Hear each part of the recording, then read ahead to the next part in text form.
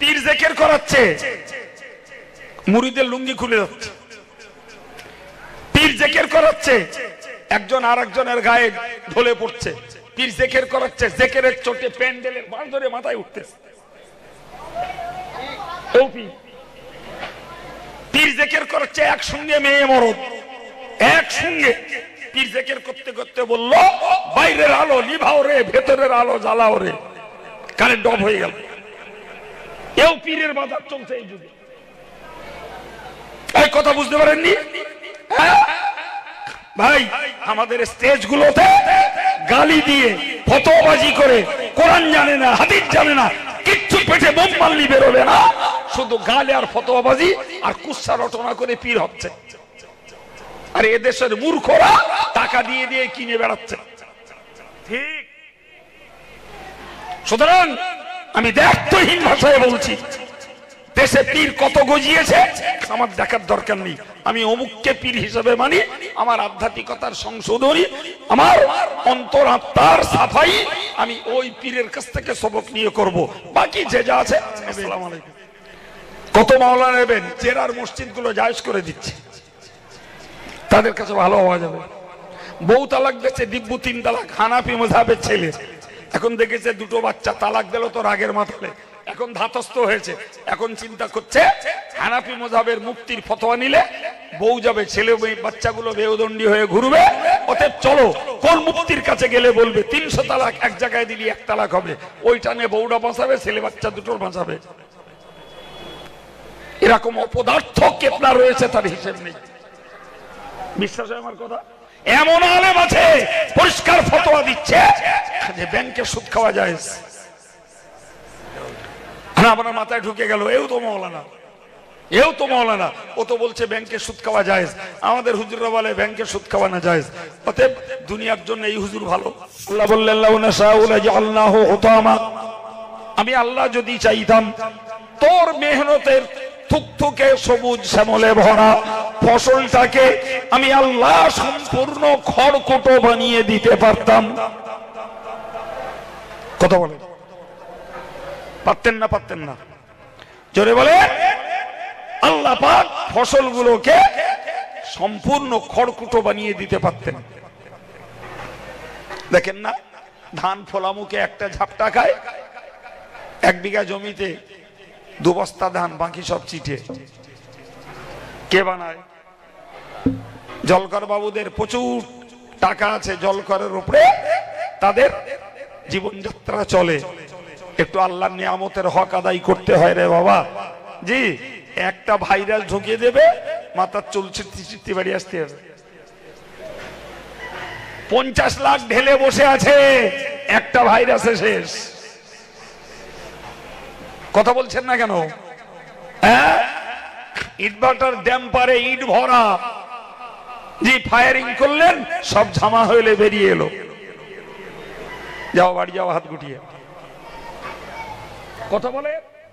যখন ভালো ইট পায় তখন বাবু, যখন ঝামা হয় তখন কাবু। বুঝের একটু তাবিজ করে দেন দিন, সে ভাটার ইটারটাও ভালো বেরোচ্ছে না। সত্যি বলছি না মিথ্যা বলছি? আমার কাছ থেকে যাই করিয়ে। তবে ভুল বুঝবেন না, এই বলে ফেললাম টানের মুখে, দয়া করে আমার কাছে তদবির করতে যাবেন না ভাই, আমার সময় নেই, বারণ করে দিচ্ছি।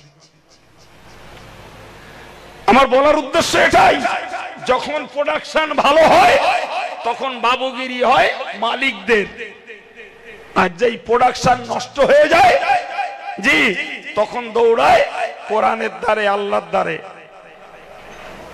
ঠিক না ভুল?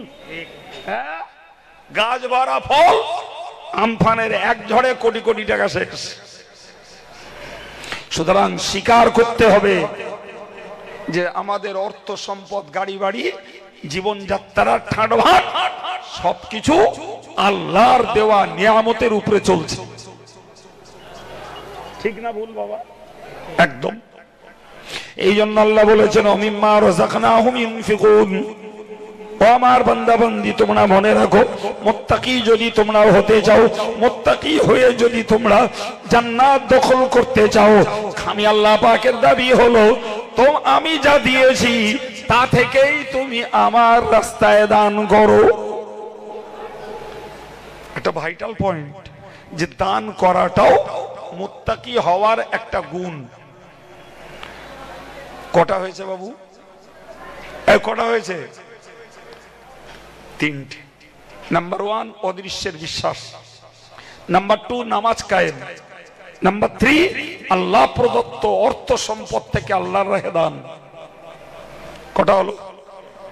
4 নম্বরে শুনুন, আমার আল্লাহ বললেন ওয়াল্লাযীনা ইউমিনুনা বিমা উনজিলা ইলাইকা ওয়া মা উনজিলা মিন ক্বাবলিক। আল্লাহ বললেন 4 নম্বর গুণ হলো যে তোমাদের কাছে, তোমার কাছে যেটা নাজিল করেছি, আল্লাহ নবীকে লক্ষ্য করে বলছেন তোমার কাছে যেটা নাজিল করেছি, যারা এইটাকেও বিশ্বাস করে আর ইতিপূর্বে যেগুলো নাজিল করেছিলাম সেগুলোকেও বিশ্বাস করে, এইটি মুত্তাকিন হওয়ার 4 নম্বরের গুণ। মানেটা বললাম, এবার ভেঙে দিই।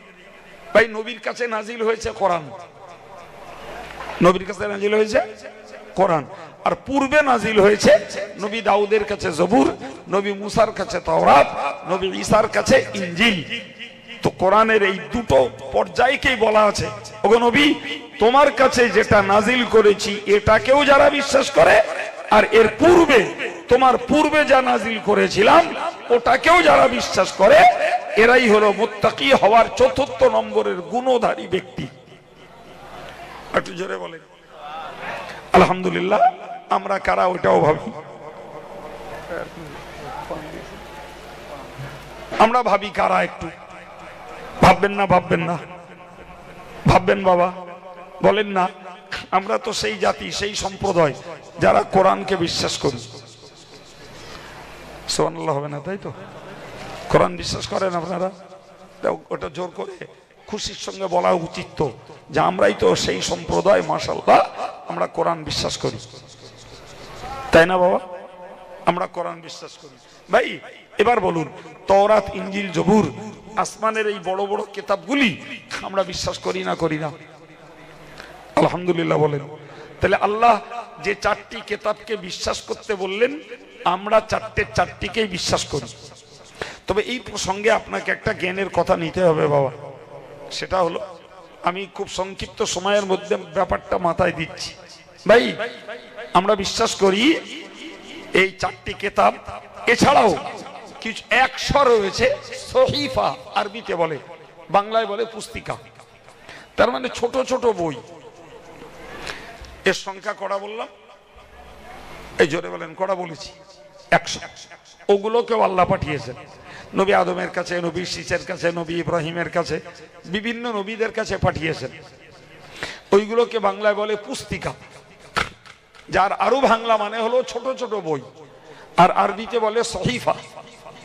প্রিয় ভাই, ওই সবগুলোকে আমরা বিশ্বাস করি বা করতে হয়, কিন্তু একটা কথা মনে রাখেন, সেটি হলো এটাই, তাওরাত বিশ্বাস করতে হবে, ইনজিল বিশ্বাস করতে হবে, জবুর বিশ্বাস করতে হবে, কিন্তু একটাকেও আর মানা যাবে না, মানতে হবে শুধু কোরআনকে। সুবহানাল্লাহ বলে। কাকে মানতে হবে? বাকি কিতাবগুলি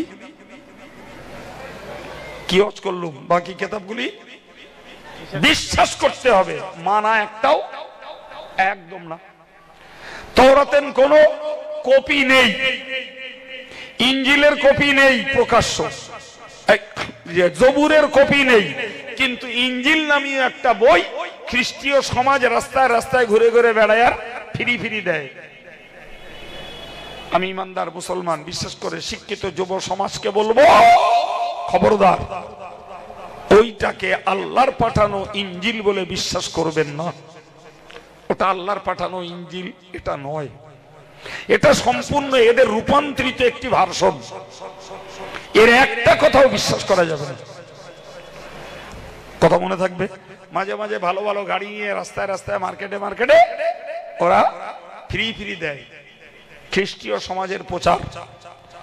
প্রিয় ভাই, আমি আপনাকে কি বোঝাতে চাইলাম, ওই কথাটা আমার কাছে ভাইটাল।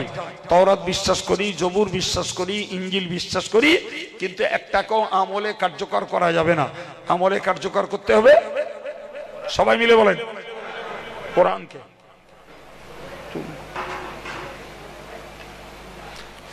নাম্বার 2, এই প্রসঙ্গে আরেকটা কথা বলি, হে ভাইরা আমার, নবী এসেছেন, মতভেদ 1,24,000 অথবা 2,24,000, তার মধ্যে আমাদের নবী একজন। প্রথম কথা মনে রাখুন, সকল নবীকে আমাদের বিশ্বাস করা লাগবে। সকল নবীকে, আদম থেকে শুরু করে নবী ঈসা পর্যন্ত যত নবীকে আল্লাহ যেভাবে পাঠিয়েছেন, যে গোষ্ঠীর কাছে, যে এলাকায়, যে গোত্রের কাছে, যে বংশের কাছে, যাকে যেখানে পাঠিয়েছেন সবাই আল্লাহ নবী, এটা আমাদেরকে বিশ্বাস করা লাগবে। কিন্তু ফলো করতে হবে একমাত্র, শুধুমাত্র, কেবলমাত্র নবী মুহাম্মদুর রাসূলুল্লাহ সাল্লাল্লাহু আলাইহি ওয়াসাল্লামকে। এছাড়া পূর্বকালীন কোন নবীর কথা, কোন নবীর শরিয়ত আমল করা চলবে না। কথা বোঝাতে পারলাম? এ বাবা, কথা বুঝিয়েছেন কি? জি, যদি বলেন, যদি বলেন ব্যাপারটা কিরকম, একটু ছোট্ট করে একটা দুটো বোঝাই, ছোট্ট করে বুঝো। ভাই, আদমের জমানায় বিধান ছিল, আদমের জমানায় বিধান ছিল ভাই বোনই বিয়ে জায়েজ, ভাই বোনই বিয়ে জায়েজ। এখন যদি এই জমানার কোন ছেলে, তার পরমা সুন্দরী একটা বোন আছে, সে বলল আদম নবীর জমানায় ভাই বোনই বিয়ে হতো, ফলে আমি আমার বোন কারুর দেব না, ওটারে আমি বিয়ে করবো, আমি তো একটা নবীর ফতোয়া মানতিস, মাথায় ঢুকিনি? চলবে? কোরআনের বিধানে ওটা হারাম ঘোষিত হয়েছে। কোরআনের বিধানে ওটা কি হয়েছে? একদম হারাম। জি, কোরআন পরিষ্কার বলেছে, হুররিমাত আলাইকুম উম্মাহাতুকুম ওয়া বানাতুকুম ওয়া আখাওয়াতুকুম, তোমাদের জন্য হারাম করা হয়েছে তোমাদের বোন বিয়ে করা হারাম। কথা বোঝা গেল?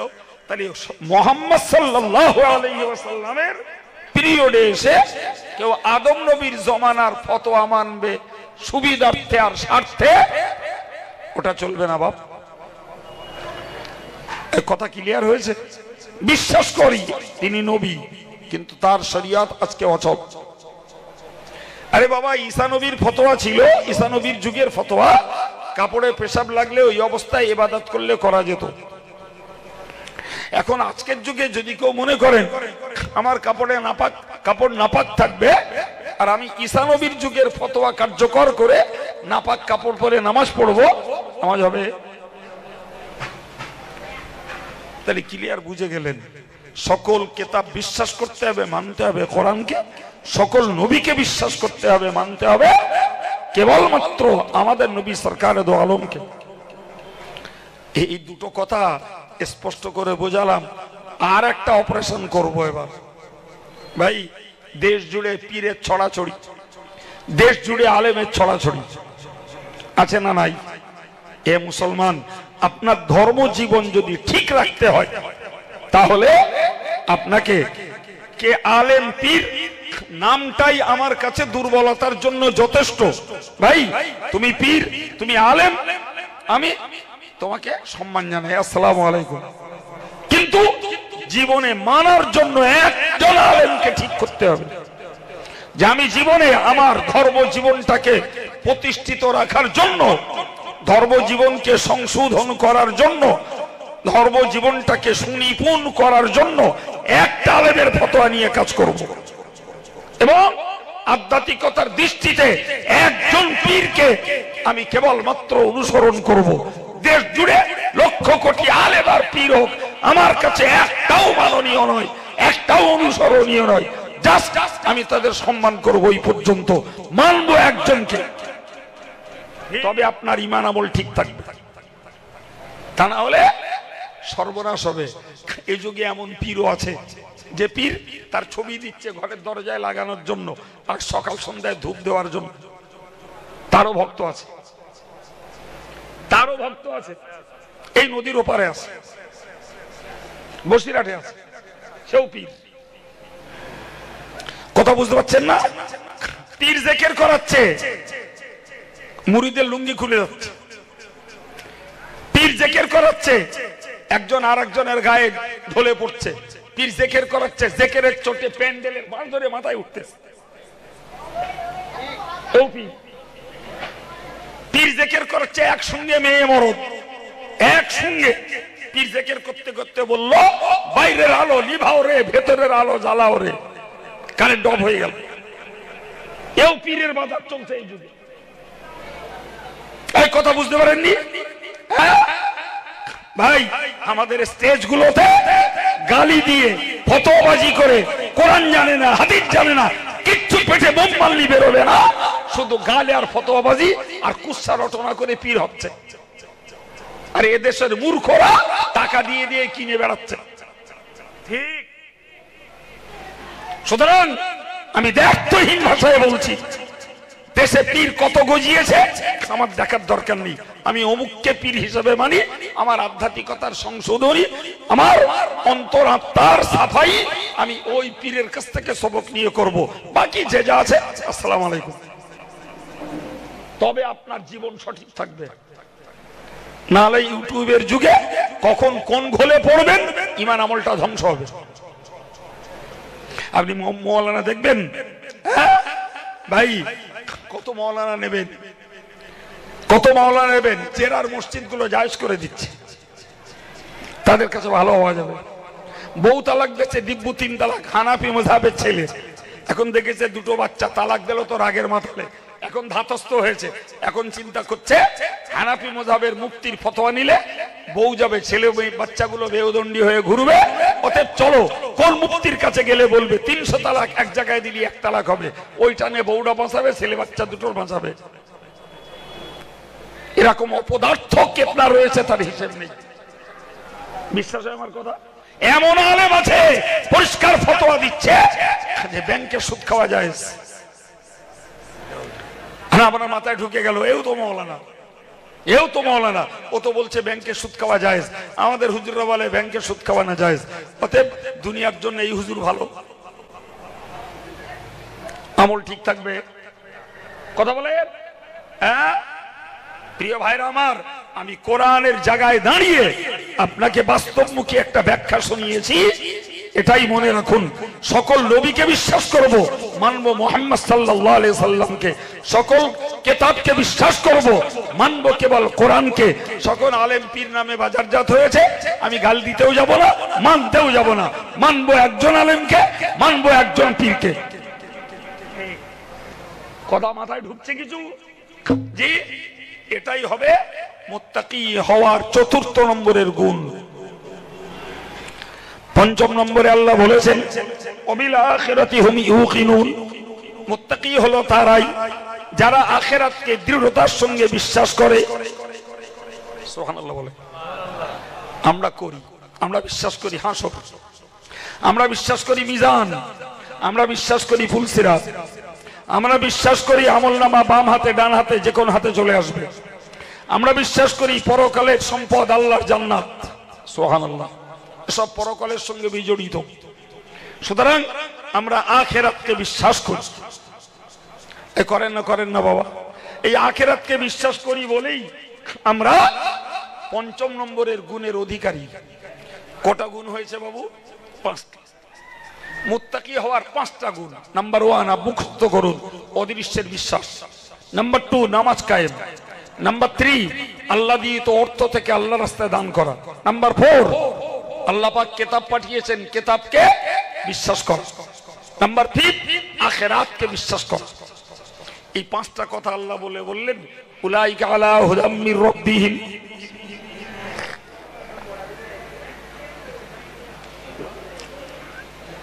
তারাই হলো হেদায়েতের উপরে প্রতিষ্ঠিত। ও উলাইকা হুমুল মুফলিহুন, আর তারাই হলো সফল কাম। সুবহানাল্লাহ বলেননি তো? সফল কাম, তারাই বিজয়ী, তারাই বিজয়ী, সফল কাম। আর মনে রাখবেন, চির সফলতা দুনিয়ায় নেই বাপ, চির সফলতা জান্নাতে। কারণ দুনিয়ায় যাতে সুখ ভোগ করি, যাতে শান্তি ভোগ করি, যাতে সফল ভাবি, আজকে আছে তো কালকে নেই। আজকে চাষ করে ফসল পেয়েছি সফল, কালকে চাষে ফসল হলো না। আজকে ব্যবসা করেছি, লাভ করেছি, সফল। কালকে ব্যবসায় লস খেলাম, আর সফল নেই। আজকে লেখাপড়া শিখে পাশ করেছি, সফল। আগামী পরীক্ষা দিয়ে ফেল করে গেলাম। আজকে চাকরি পেয়েছি, সরকারি আইনের ফেঁসে পড়ে চাকরিটা নষ্ট হয়ে গেল। যাচ্ছে না, যায় না? বলেন বলেন বলেন।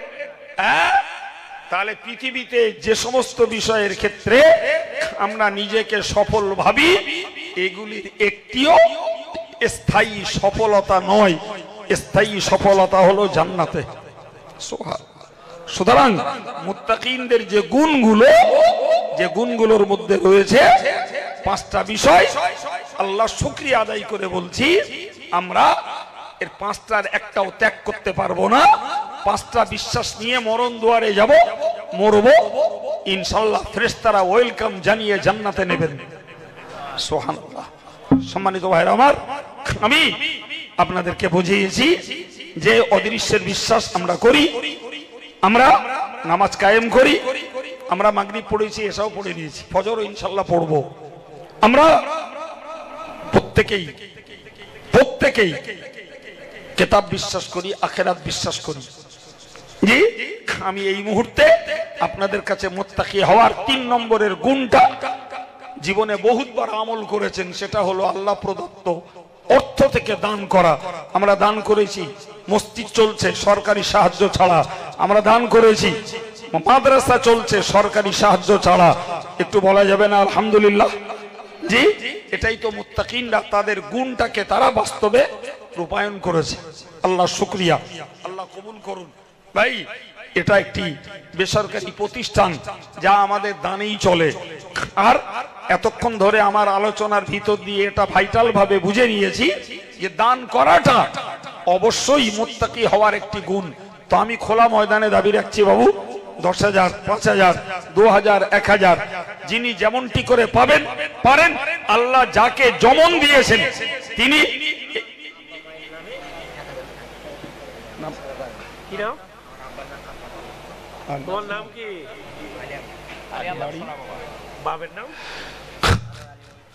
আলী আহমদ ভাই, আব্বার নাম আনার আলী মন্ডল, সোনা কোপায় বাড়ি।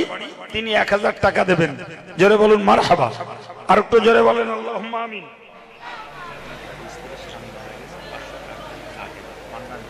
একজন স্ত্রী, তার স্বামী ইন্তেকাল করেছে, মরহুম আব্দুল মান্নান। তার স্ত্রী তার নাকেরটা দিয়েছে আর সঙ্গে 500 টাকা দিয়েছে। আল্লাহ কবুল করুন। একজন ভাই বাপ মায়ের জন্য নগদ 300 টাকা দিয়েছে। বলুন আলহামদুলিল্লাহ। আল্লাহ কবুল করুন, বলুন আমিন। নারায়ে তাকবীর। মাদ্রাসার একটি তালেবুল ইলম, এত টাকা তার কাছে নয়, নিশ্চয়ই তার আব্বা তাকে দিয়েছে। জি, তার হাত বরাবর 500 টাকা। আল্লাহ কবুল করুন, বলুন আমিন। আল্লাহ ইলমে বরকত দেন, বাপ মায়ের মুখ উজ্জ্বলকারী সন্তান হিসেবে কবুল করেন, বলুন আমিন। নারায়ে তাকবীর। আচ্ছা আচ্ছা। আরেকটি বাচ্চা ছেলে মাদ্রাসায় পড়ে, তার আম্মুর শরীর খারাপ।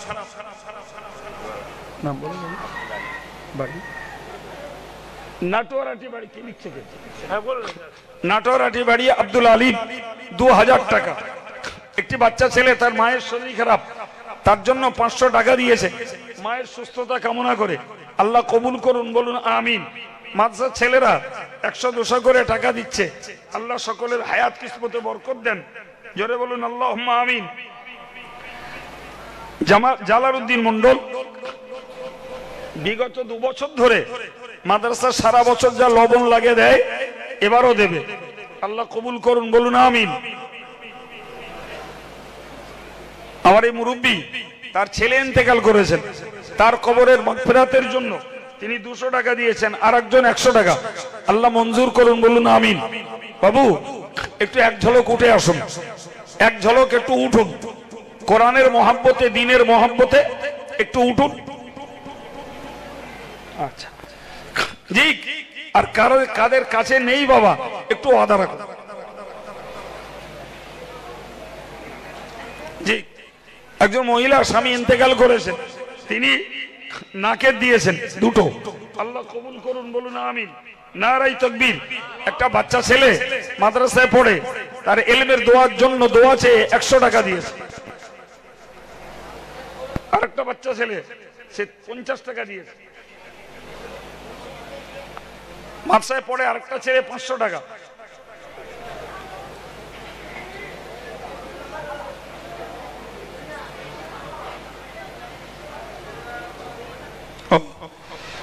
একটা ভাইপো ইন্তেকাল করেছে, তো তার মা 500 টাকা দিয়েছে, আর স্বামীটাও অসুস্থ, তার জন্য দোয়া চেয়েছেন, আল্লাহ মঞ্জুর করুন।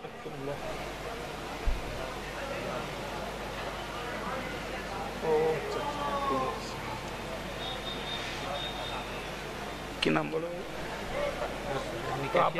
হ্যাঁ, বুঝতে পেরেছি। মরহুম হাজী লুৎফর রহমান সাহেব, তার আব্বা, সে মানুষটা ইন্তেকাল করেছেন, তার বেটা আব্বার জন্য নগদ 200 টাকা ওয়াদা করছেন 2000 টাকা, জোরে বলুন মারহাবা। বোন অসুস্থ, তার জন্য 400 টাকা দিয়েছে, আল্লাহ মঞ্জুর করুন। আর নিজেও 200 টাকা দিয়েছেন, আল্লাহ কবুল করেন।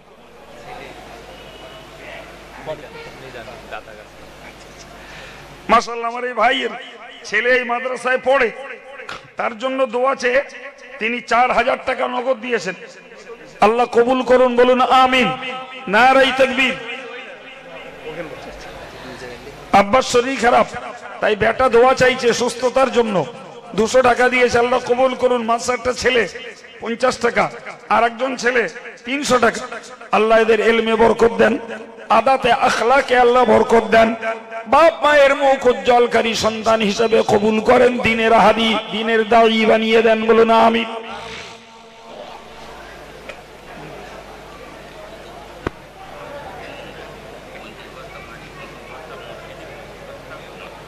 বাড়ি কোথায়? মাশাআল্লাহ।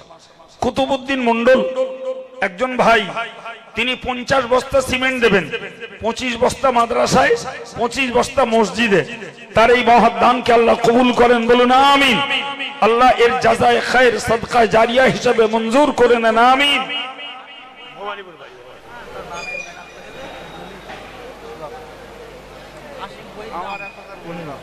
কি দেবে সেটা বলতে হবে তো। আশিক বৈদ্য আমতা, আব্বা ইন্তেকাল করেছে, তাই তো? আব্বার জন্য দোয়া চেয়ে 1000 টাকা, জোরে বলুন মারহাবা। নারায়ে তাকবীর। আল্লাহ দানকে কবুল করেন, সন্তানের দানের বিনিময়ে আব্বাকে আল্লাহ কবর জমিনে নাজাত দেন, বলুন আমিন। আমাদের হাসান 2000 টাকা গত বছর ওয়াদা করেছিল, শোধ করেছে, আগামী বছর আবার 2000 টাকা।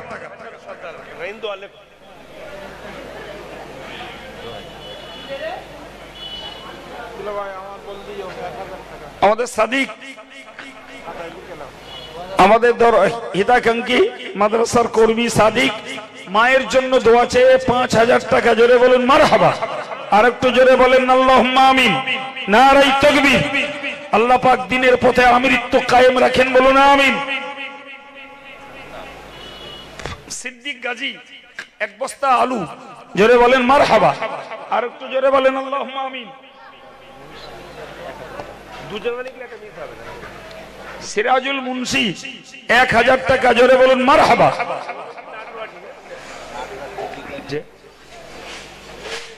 হানিফ গাজী ভাই, তিনি 150 টাকা নগদ দিয়েছেন।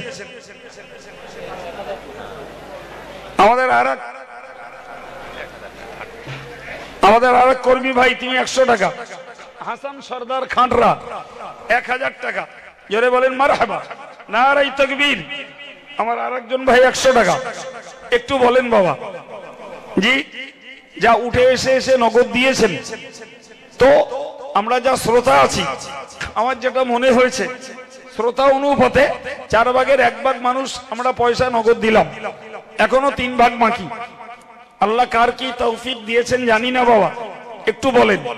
আজকের যে অজ করেছি, এই অজের আমলটা টাটকা করেন, যে মুত্তাকির খাতায় দাতা হিসেবে নাম উঠুক, জি। এবং কাছে নেই, একটু ওয়াদা রাখুন। আবুল হাসান 500 টাকা, আর একজন 200 টাকা।